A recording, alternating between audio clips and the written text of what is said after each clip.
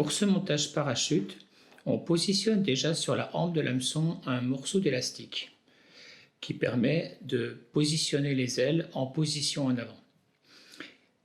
On fixe donc la soie au niveau de l'œillet et on va enrouler à ce niveau-là le cul de canard ou le hacle de coq. C'est au choix. Sur ce montage, nous allons utiliser du cul de canard, mais le montage avec un hacle revient au même principe.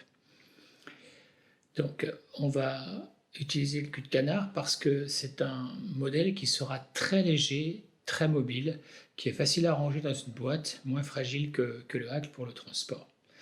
Donc on va ici splitter la soie qui le permet. Si c'est une soie qui n'est pas séparable, vous faites une boucle à dubbing, ça revient au même. Ce qui va nous permettre d'emprisonner les fibres de cul de canard qu'on a positionnées sur une pince préalablement. Donc on positionne les fibres. On fait attention de répartir de manière homogène les fibres sur la soie, surtout quand on a splitté la soie comme ceci. Et on enroule ces culs de canard autour de la hampe en partant de l'œillet vers la courbure. On peut également utiliser le petit morceau de plastique pour servir un peu d'appui pour l'enroulement des fibres, ce qui les empêche de partir vers l'arrière et qui forme en quelque sorte un gabarit pour le montage. Ça permet de faire un montage assez homogène et lorsqu'on fait les petites boucles pour finir le montage, on prend appui sur le morceau d'élastique sans emprisonner trop de fibres qui vont nous servir pour la réalisation de l'aile. Alors maintenant, on a donc terminé la réalisation de cette aile.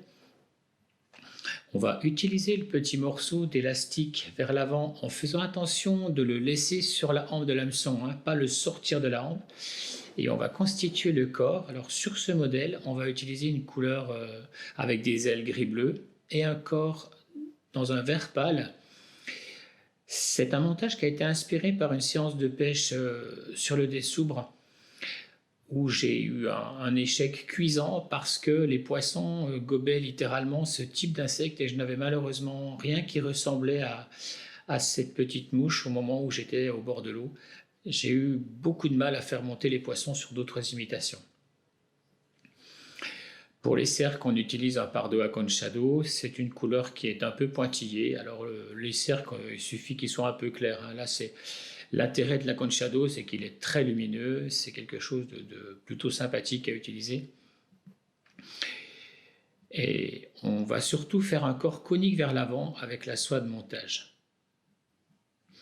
C'est un modèle qui pourrait être cerclé. Dans le modèle actuel, ce n'est pas forcément utile, mais enfin là, vous pouvez faire comme vous voulez. C'est aussi l'intérêt de la fantaisie du monteur. Et donc, on fait surtout, ce qui est important, c'est qu'on fait un corps conique. Une fois qu'on a terminé les petits enroulements et qu'on arrive au niveau de l'aile, eh bien, on sécurise le montage avec soit plusieurs boucles, soit un whip finish. Donc là, ce sera 2 petits whip finish pour sécuriser le montage. Et cette fois, on va pouvoir couper l'excédent de soie, puisque le montage est terminé quasiment. Alors, soit on coupe l'aile déjà directement en laissant le petit élastique en place, soit on peut directement retirer l'élastique et couper l'aile ensuite. L'intérêt de garder l'élastique, c'est que ça permet de rabattre légèrement les fibres vers l'avant et vernir le corps sans trop mettre de vernis sur les fibres de cul de canard. On pourrait aussi vernir l'ensemble du corps. Ce qui est important, c'est de ne pas mettre de vernis sur les fibres de cul de canard.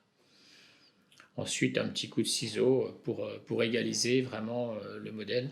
Et on a un modèle qui est terminé, c'est une mouche très légère qui se positionne très bien sur l'eau. C'est l'intérêt du montage avancé. C'est sans doute Aimé Devaux qui a inventé ce type de montage et c'est vraiment un montage très efficace.